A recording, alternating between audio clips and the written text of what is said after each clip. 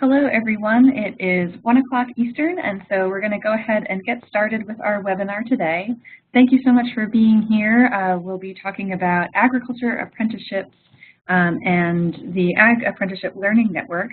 Today we have Laura Paine from the Dairy Grazing Apprenticeship to give a presentation about the work that they do. And my name is Kristen Aldrich, and I am with New Entry Sustainable Farming Project. I'll just give a quick overview of some tech controls in your WebEx view before we get started with the content today. So you can find audio controls if you're having any issues with your sound quality. You can go up to the audio option in the upper left-hand corner of your screen. We'll also be taking questions. You're welcome to send any questions throughout the presentation, though we will be holding questions till the end. So any questions that do come through, we will, sorry, just skipping around the slides here. We will go ahead and answer those questions at the end of the presentation. So you can use the chat feature in order to submit your questions. Throughout the presentation, I'll be, again, facilitating that at the end. After the webinar, you will receive an email, anyone who registered or attended today, with a recording of this webinar, an evaluation link for your feedback on the webinar, and a link to additional resources. The recording will also be posted up on our website for folks' reference in the future. And so just wanted to give a quick overview of New Entry and the work that we do. So New Entry, in addition to our on-the-ground work that we do with our incubator farm here in Eastern Massachusetts, we also provide farmer training. We have a food hub and CSA program, but we also have these national networks that we facilitate, one being the National Agriculture Apprenticeship Learning Network, another being the National Incubator Farmer Training Initiative. So both of these national networks are focused on creating a community of practice with folks across the country that are doing work with land-based farmer training programs. And so as part of this network and our facilitation, we work with a number of really great partners that are doing amazing work in this realm and provide webinars just like this to you all today to kind of dive into some of the issues that agriculture apprenticeship programs might be facing, to talk about best practices and to glean some information and expertise from some of these partners that we work with. And so today we'll be digging into some of those topics. Again, we have Laura Paine, the program director with Dairy Grazing Apprenticeship, and she's going to be kind of talking a lot more about adult learning practices and kind of mentor and farmer relationships in their apprenticeship program, and just kind of sharing some of the information from the work that they do. So without further ado, I'll go ahead and hand it over to Laura Paine with Dairy Grazing Apprenticeship. Great, thank you, Kristen. Is everybody seeing my starter slide with the sky and the cows? Is that what people are seeing? Yeah, that is the slide that I am seeing. Yep, I think we're good. All right, great, thanks a lot. Okay, well, we'll get started here. It's a real honor to be a part of this program, and I hope this webinar will have a lot of good information for folks out there. So I wanted to start by just telling you a little bit about myself. This is me down in the right-hand corner here. My husband Bill and I raise grass-fed beef outside of Madison, Wisconsin. And I've worked in the state for many years doing ag education, and especially surrounding organic and grazing-based livestock farms. So I've worked for the university, done some research on farm research. I was with Extension for a while, and then my last state job was doing some market development work for our state Department of Ag. 3 years ago, I took over as program director for Dairy Grazing Apprenticeship. So we're a nonprofit. I actually work out of my home, so that's a nice perk. And I'll tell you a little bit about our program and how we're structured as we go through today. I also will spend some time throughout the presentation today talking about our Ag Apprenticeship Toolkit. DGA is a member of the Ag Apprenticeship Learning Network that Kristen referenced. So you can see some of the other kind of core members that are listed on this slide. And we've worked together for the last probably year and a half to put together this resource that's available on the New Entry website for individual farmers who are interested in doing their own informal apprenticeship or internships, or for maybe organizations that want to go a more formal route, which is what we did in DGA. So Dairy Grazing Apprenticeship is actually the first formal registered apprenticeship in agriculture in the nation.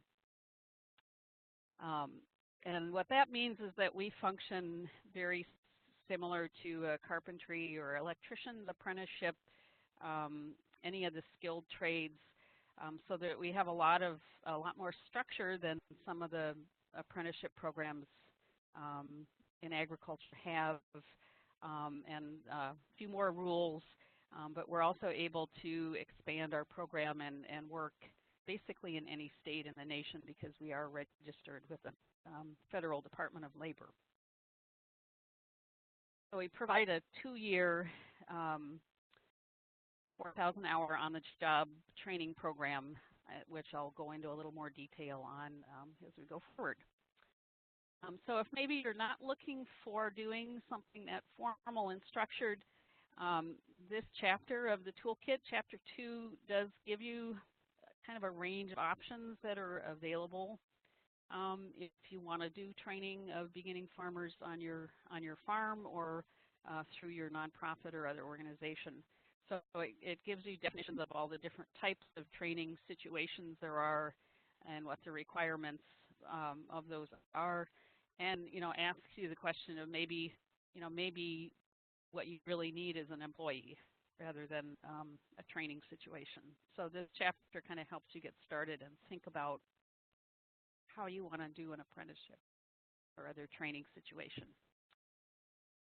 Okay, for DGA, as a formal apprenticeship, one of the key features, which is very different from most of the other apprenticeship programs I've looked at across the country, is we started with a shared understanding of the skills needed for the trade. So we actually kind of formally and in a structured way brought together a group of dairy grazers and other industry partners and experts to create a curriculum and to create a set of training guidelines that every farmer in our network uses.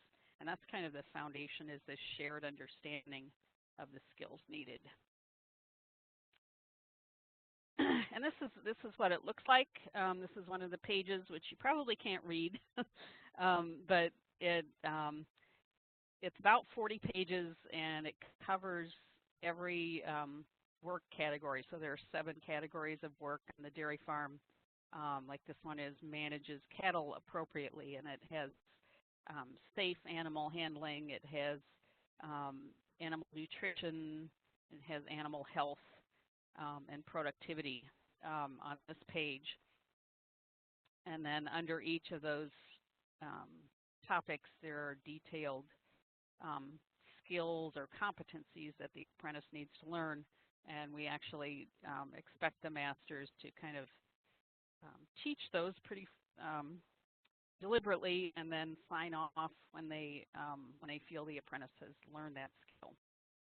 Developing this curriculum is done through a process called DACM, developing a curriculum, which is a facilitated process where this group of experts are brought together to come up with the guidelines. So as I mentioned, our apprenticeship is 2 years in length.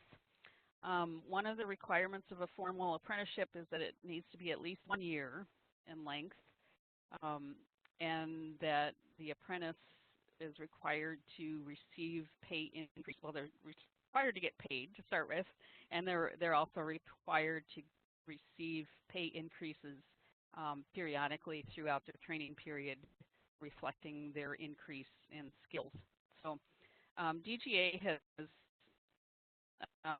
invested heavily in a cloud-based record-keeping system or database, and this is paid on the job training hours that the master enters every month, so that we have a record of the work that's done, and that they're giving the pay increases when they're required.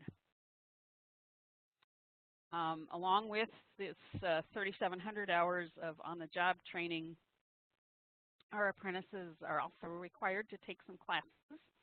So we have 6 online classes that they take that are listed here, and then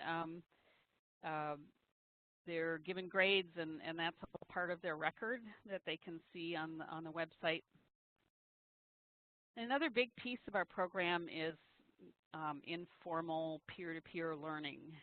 So they're actually required to take a certain number of hours of field days, pasture walks, workshops, and conferences where they go out into the community and meet other farmers and visit other farms. So they're kind of networked into a broader community throughout the course of the 2 years, hopefully preparing them to their future career as a dairy farmer.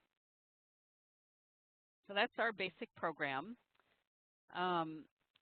This chapter in the toolkit, chapter 3, kind of helps you walk through some of the process of developing, how long is my apprenticeship going to be? What am I going to teach them? What do I need to budget for this? Even if you're working with a volunteer situation, it's still going to cost you something to run a program like this. And then some information about finding the right person. So that chapter can help you kind of think through the basic framework of your apprenticeship. Okay, so DGA, as you know, we created our framework before we got started in 2010. And because we're federally registered, we've been able to expand into a number of states, primarily in response to interest from farmers or organizations in those states who were interested in offering the program. So this is a map from our website. We have about 160 dairy farms, and you can see they're mostly these blue icons are the farms.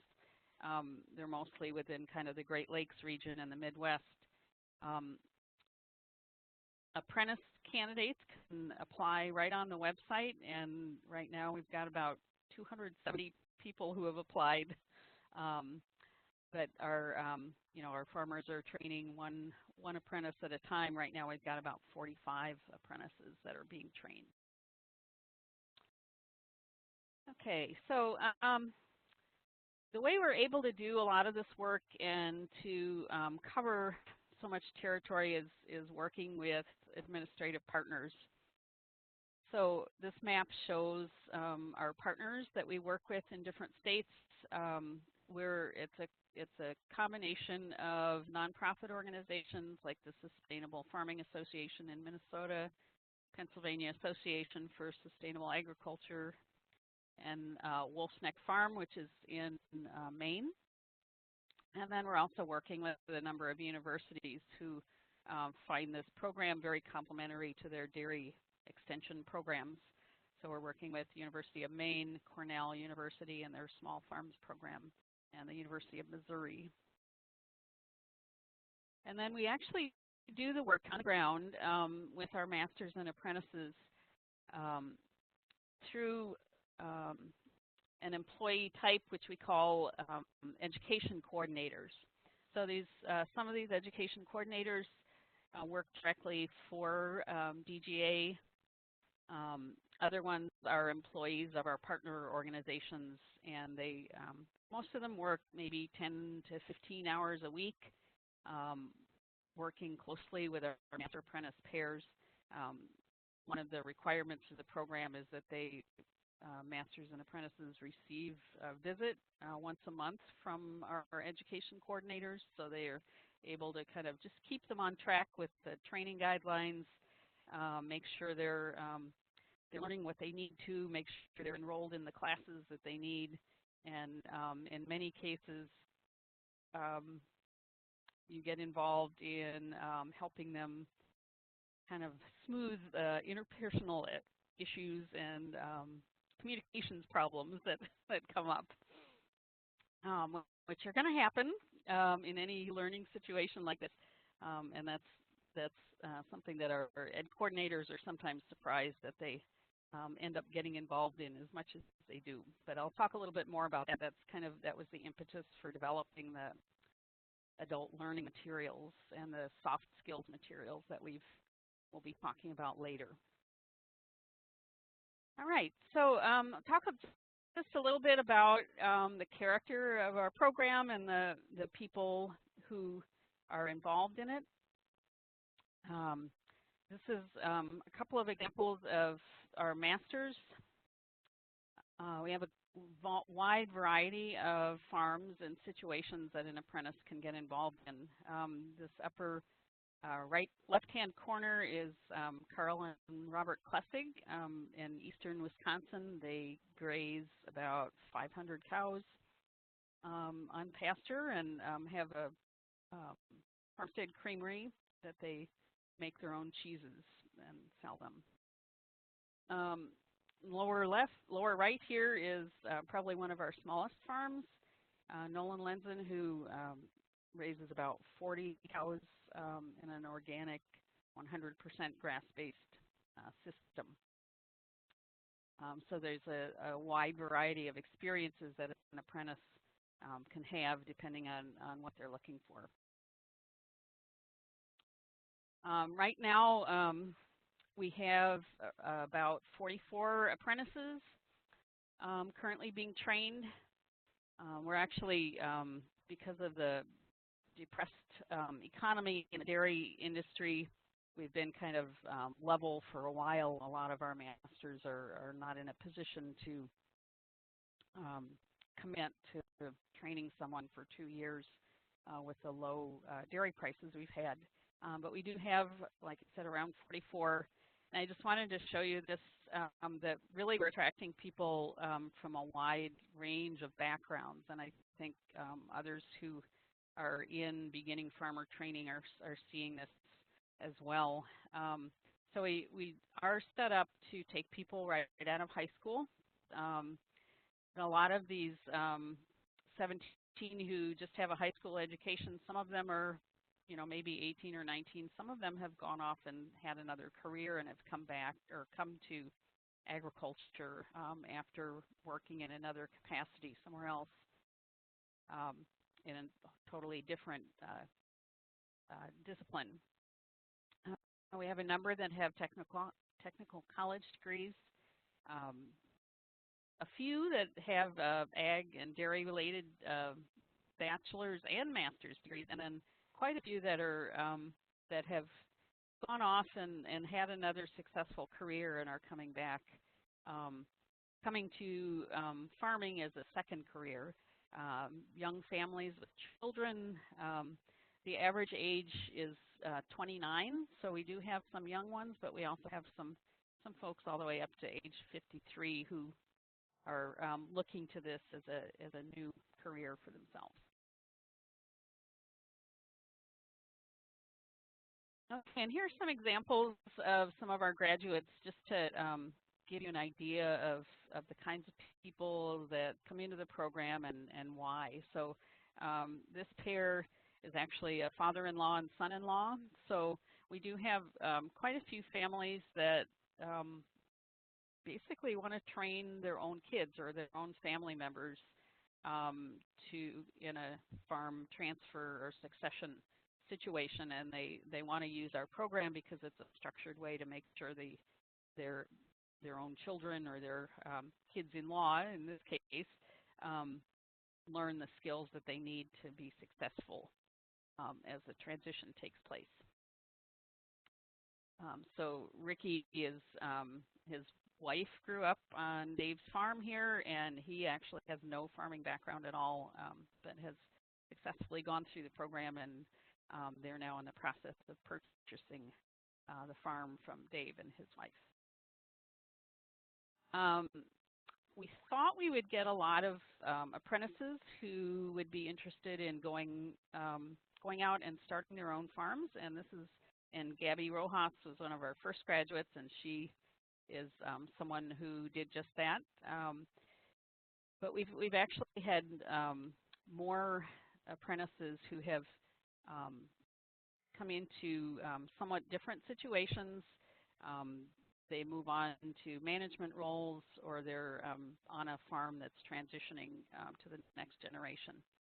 And that's the case with John Richmond and Charles Flodquist. Charles is getting ready to retire.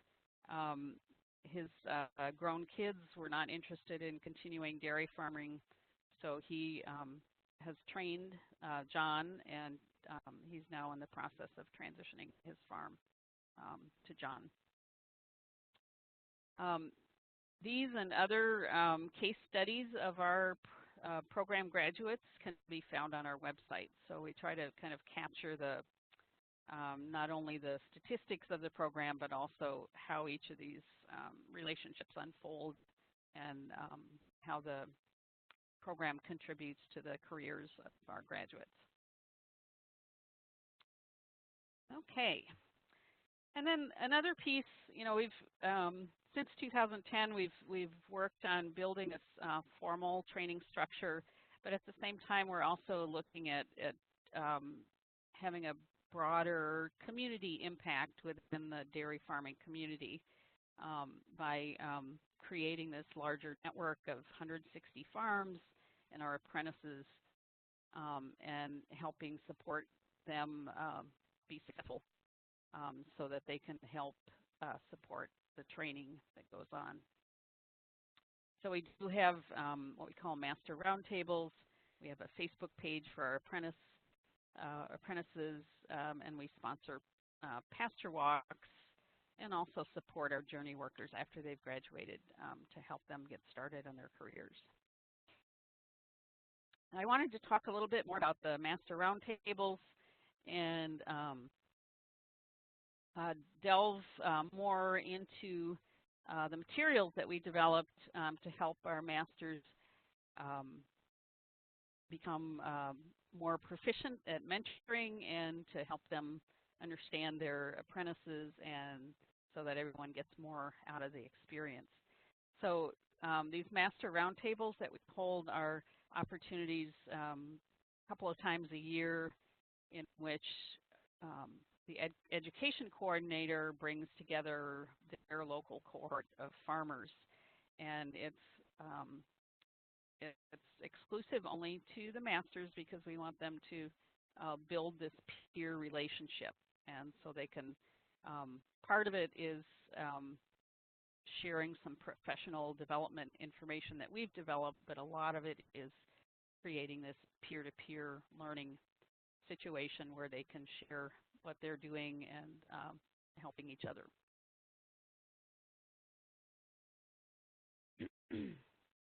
So one of the first collections of materials that we put together was just to help our farmers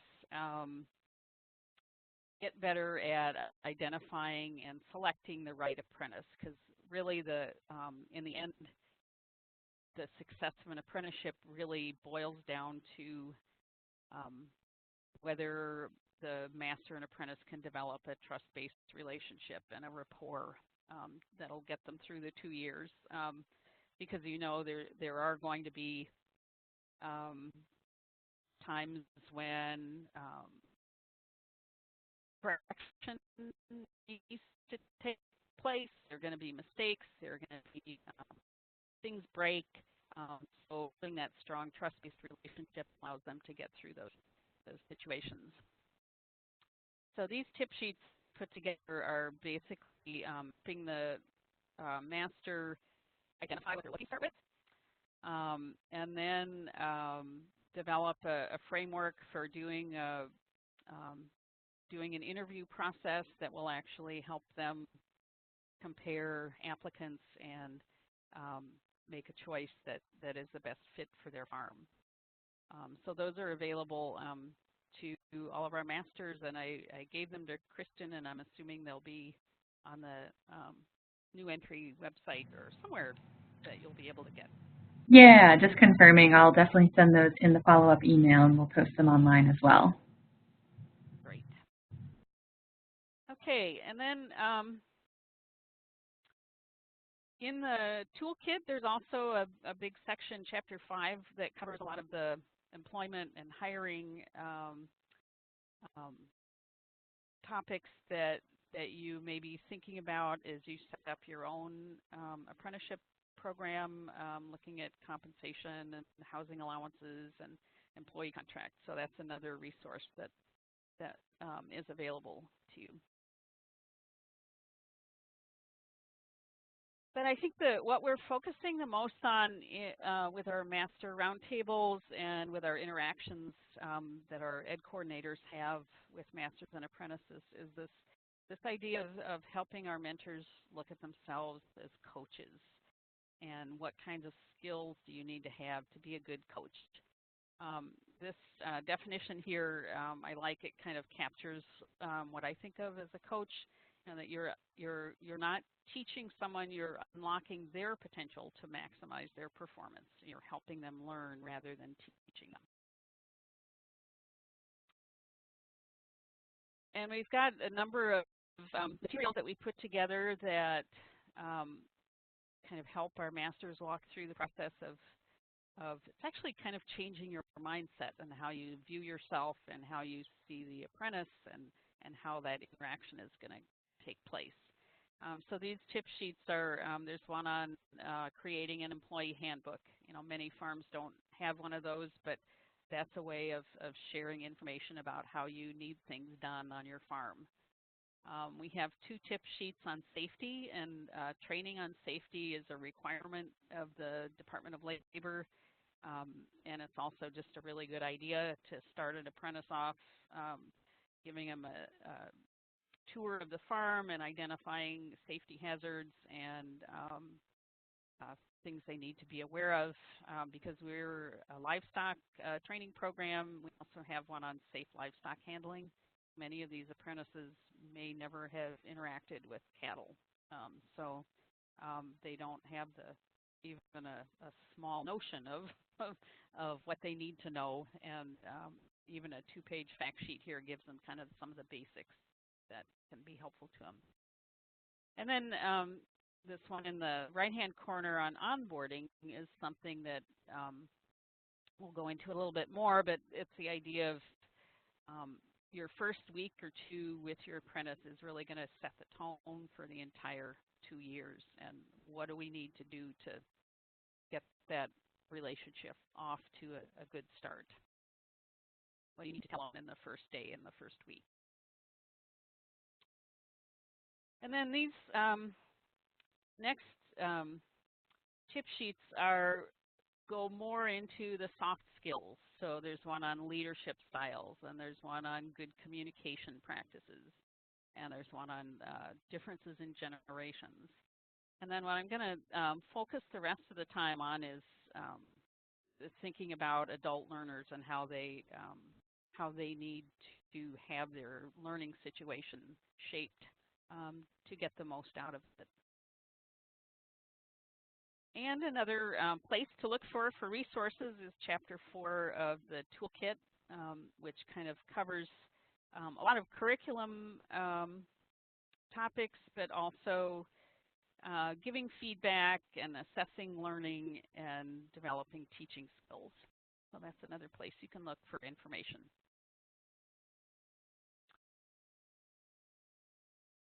Okay, so when we talk to our masters about adult learners and the apprentices they're taking on, one of the things that we need to keep in mind is that many of us, other than maybe training a part-time high school student to work for us or something like that, haven't done much training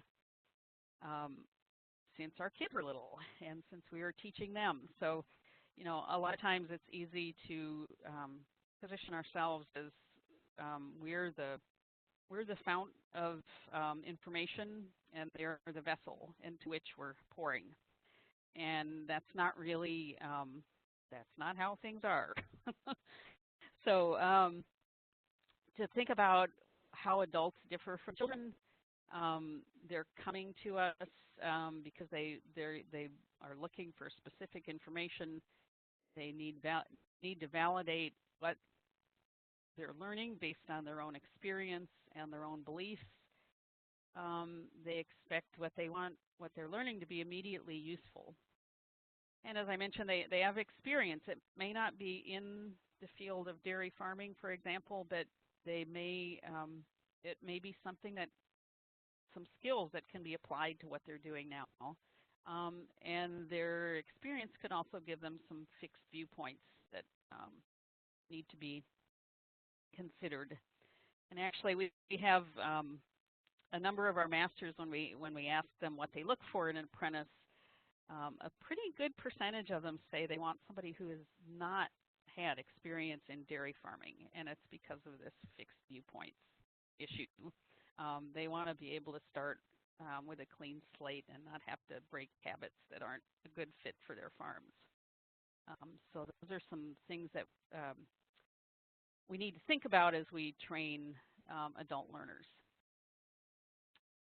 And then I'm not going to go into the generational learning styles, except to say, one of the big things that we see between our baby boomer masters and our millennial apprentices is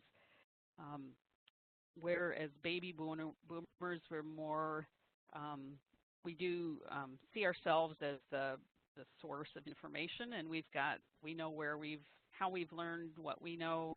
We've got technical data to base our knowledge on. Our millennials are much more interactive in their learning, and they're looking, they'll go on the internet and find a dozen other opinions on why we shouldn't be doing things the way we're doing them. So just understanding that they're approaching the learning situation in a very different way can help make the apprenticeship go more smoothly.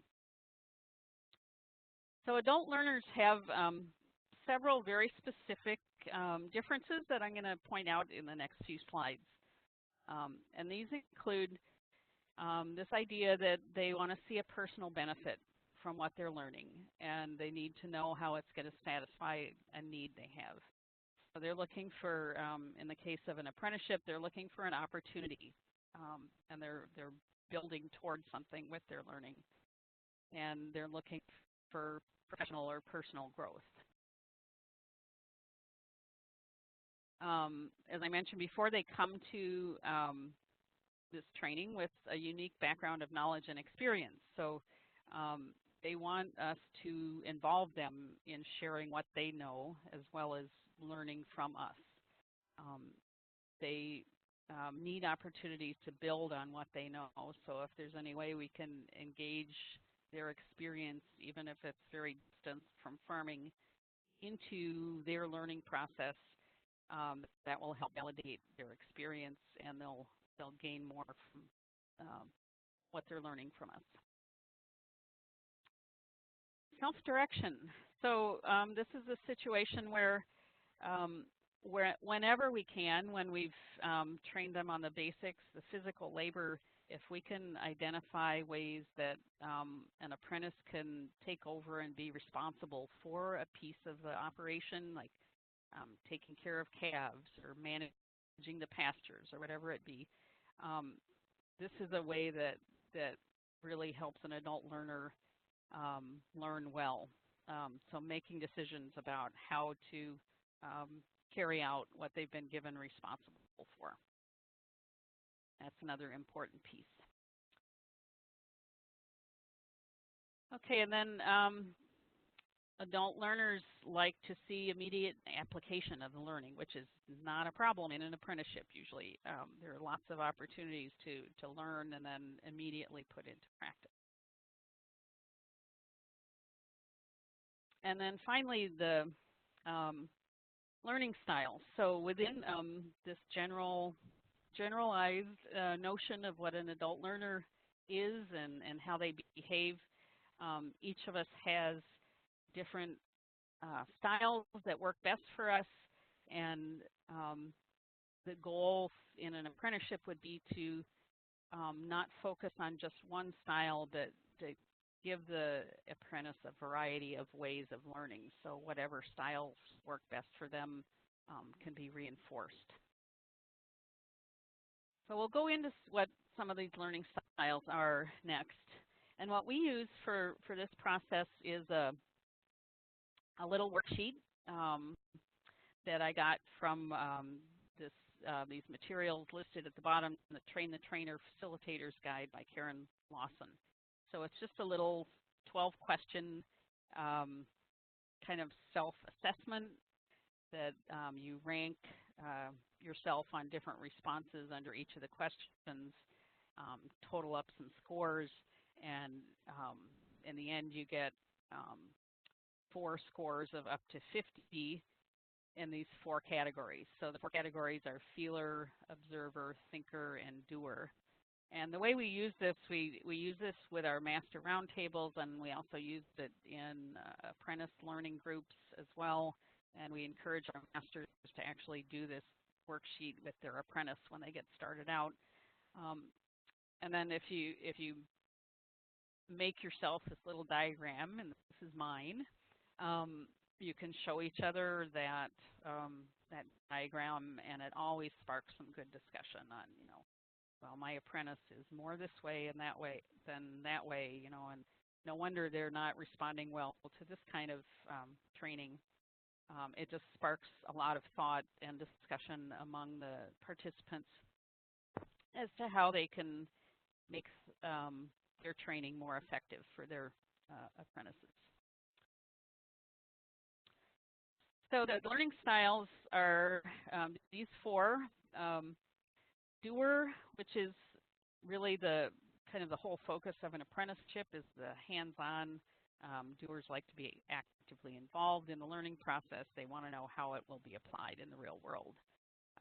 Feelers are more people-oriented, expressive, focusing on feelings and emotions. They're going to thrive in an open, unstructured learning environment. The thinker will want to know the rationale and the research and the data behind what they're learning, and enjoys, working independently and putting what they learn to use. And then the observer is going to be more reticent and reserved, and would want to watch and listen before they take something on themselves. So these are all, all of us have some of those different styles in each of us, as I showed you in here. And I've actually taken this a number of times when I do this with groups, and each time they come out a little differently. This time my feeler was a little bit stronger, and the other ones were a little bit smaller. So, but the point is that we have all of these 4 styles within us, and we're just kind of lean toward one or another more heavily. Okay, so how do we use this information? This is an example of from one of our tip sheets on, how to think through, how do you teach a complex process on a farm. So this was how to teach milking, which every apprentice in our program learns. This was actually put together by one of our education coordinators, Alfred Cruzamon. The point here is that many of the chores on a farm involve multiple steps, and things that we do day in and day out, and we've done for 20 years, we may not really realize how complex it is and how foreign it is to an apprentice. So it's really, the first step might be creating this checklist of how you're going to teach this process, and then also maybe a checklist for the apprentice of just the steps that are required. So it's a way of reinforcing their learning.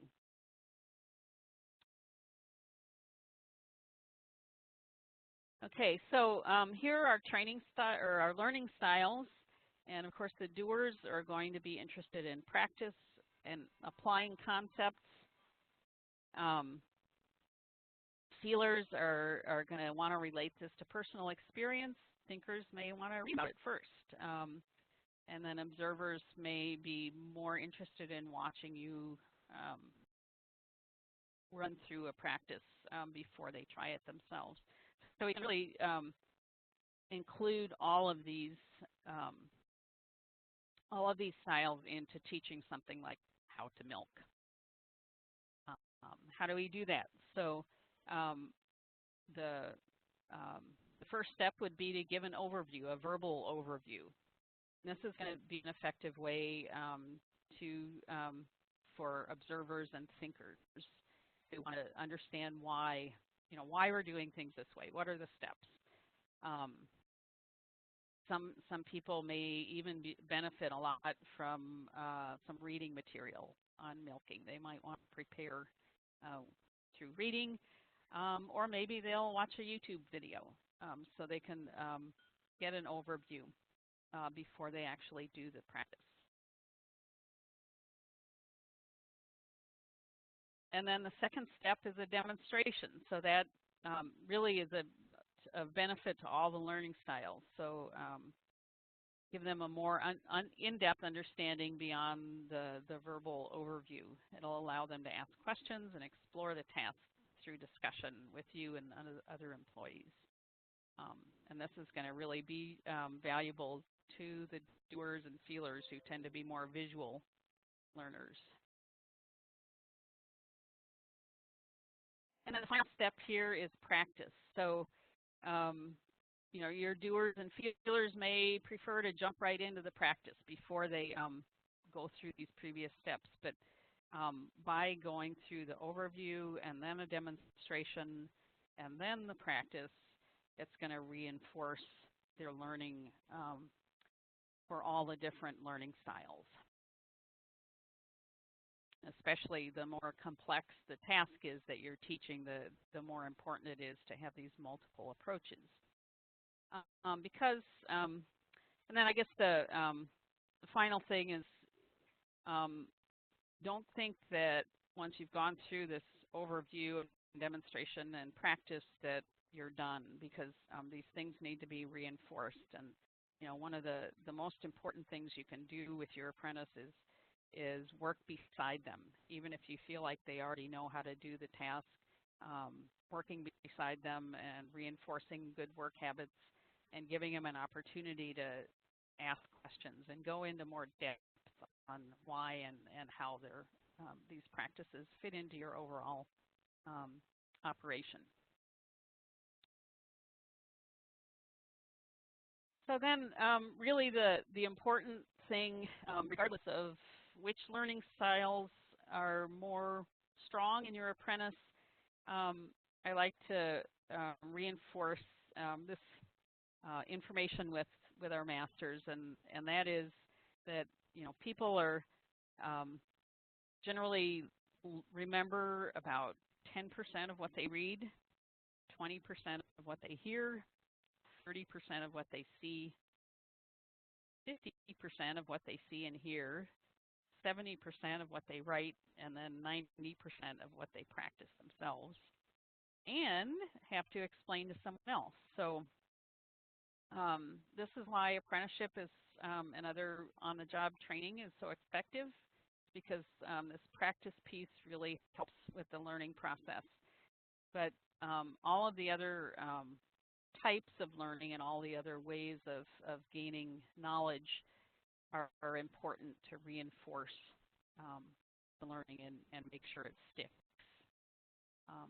I especially like to encourage people to maybe have your apprentice write a daily log or a journal, because having to process what they've learned in a different way and put it into words is a very strong reinforcer of the learning. And then also, if there's an opportunity for them to teach these tasks to someone else, that's another very powerful way of reinforcing their learning and helping others learn.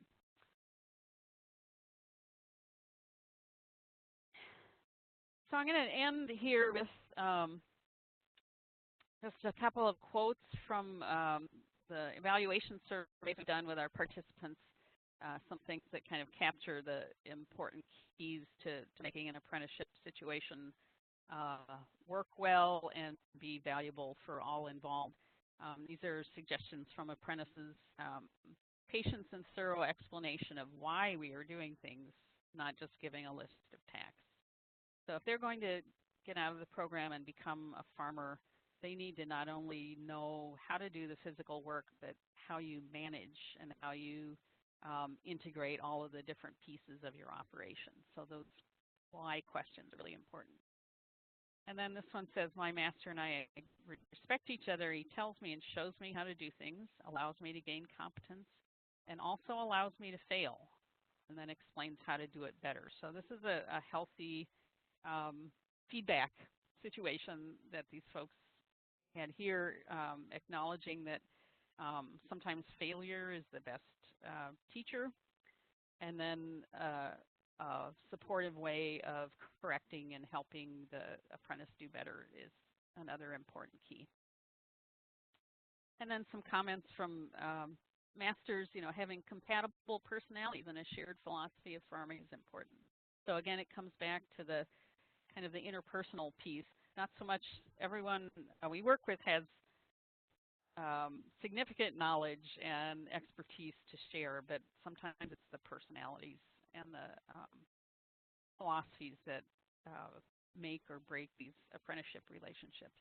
Be aware that there are lots of ways to farm, and expect that you and your apprentice will think differently about some things, and that's okay.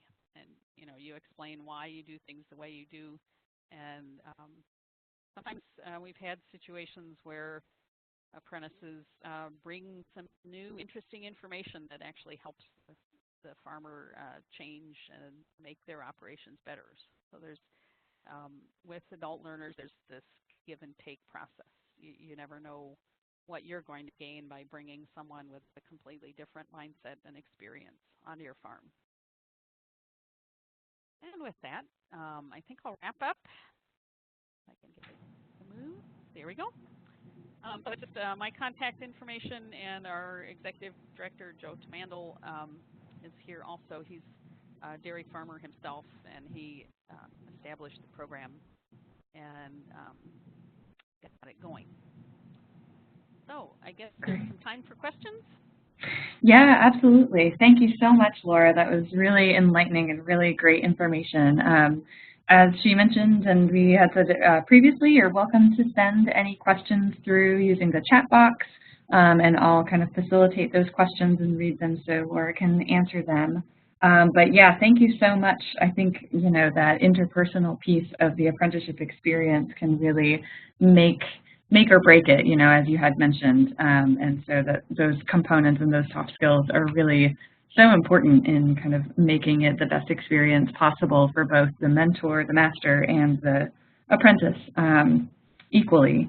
Actually, one question that I had, just out of curiosity, have you found that over the course of an apprentice kind of moving through your program that you'll see different aspects of these different learning styles, and you'll kind of, need to work with masters to help adjust how they're, working with them?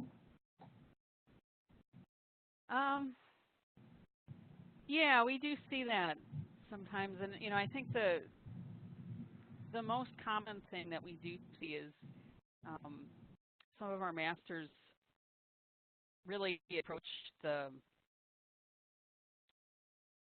first apprenticeship as hiring an employee. So they're actually not really cognizant of the learning styles, and they'll do a demonstration and they'll set the apprentice to the task, and that's the end of it. So a lot of times we have right.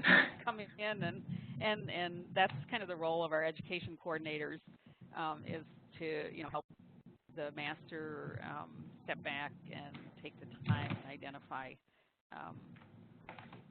kind of an array of ways that they can work with the apprentice. Right. And, a lot of people are looking at, they've read all the books about managed grazing or whatever it is, and the thought of, oh, we could actually share this with our apprentices. So it's really just a matter of raising their awareness of what's available and the resources that they have available to help with that. Sure. And we had a question just come through. Who pays for the apprentice's education through courses and such?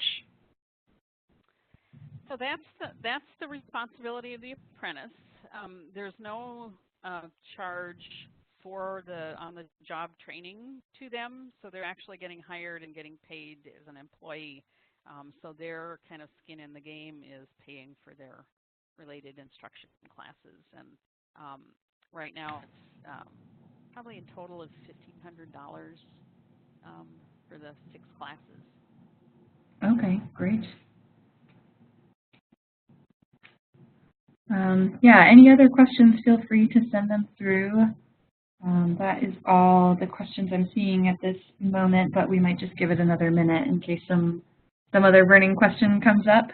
But again, Laura has generously shared her contact information here, so feel free to be in touch after the fact. And again, I'll be sharing in the follow-up email the recording of this webinar, the PowerPoint presentation slides, and also the tip sheets and resources that Laura has been referencing throughout. So you'll have access to all of that. I'll also be including a link to that Ag Apprenticeship Toolkit that was also referenced throughout the presentation, those different chapters that Laura was pointing out that might be relevant to different aspects. One more question just came through. Actually, a couple just came through. So one question, could you explain the structure of the U.S. Department of Labor requirements and how you administrate that aspect of the program? Okay, I'm not sure I understand what is meant by structure, but so the Department of Labor registers and approves each apprenticeship, and we work with them to document apprentice hours and the pay raises, and that they've got a web portal that we actually enter the names of each of our apprentices and the masters, and we record their hours right in their website. And that then they actually they give us each apprentice as they graduate receive a certificate, and they become a journey worker just like you would in a skilled trade. I think about half of the states have state-level apprenticeships, formal apprenticeships, and we actually got started working with our state. It's called the Department of Workforce Development here in Wisconsin, but they helped us get started and helped us develop the curriculum and get registered in the state. Great. Yeah, so there might be state-specific resources and offices like that for folks to reach out to as well. We have some information also, I'll just say, in the Ag Apprenticeship Toolkit that talks about some of the legal aspects of what you need to start thinking about or considering if you're looking at, a registered apprenticeship or some of those labor law potential questions and considerations that might come up. Wonderful. Any other questions? There was one, but they responded and said the question was answered. So let me just check one more area here. Okay, one other question. I heard you say that DGA requires 3,700 hours of on-the-job training. Can you also tell us how many hours of RSI are required? And I'm actually not sure what RSI stands for myself. Related, I don't know what the S stands for. I think it's related instruction. Oh, related supplemental instruction. Thank you for Okay. clarifying. Okay. Yeah, so the total hours are 4,000, and so 3,700 are on-the-job training and 300 are related instruction. And of that 300, about 200 are formal classes, and 100 are the education coordinator visits and other like discussion groups and conferences they go to. Gotcha. Thank you. All right. Unless there's other final questions, feel free to send them through here, but that's all the questions I'm seeing at this moment. So again, you feel free to follow up with Laura or myself. I'll be sending everyone that follow-up email. You should see that come through, if not later today, certainly tomorrow. And I'll just thank everyone for your time and for participating today. And thank you again so much to Laura and the wonderful expertise you're able to share and walk through here. This great information for folks either running their own ag apprenticeship program or interested in getting started with something along those lines. So thank you again so much. I hope everyone has a wonderful rest of your day. Sure. Take care. Oh, yes. Feel free to contact me if people do have questions come up later. I'm happy to respond. And I appreciate the opportunity to talk with you all today. Wonderful. Well, thank you so much. Thank you. Alrighty. Take care, everyone.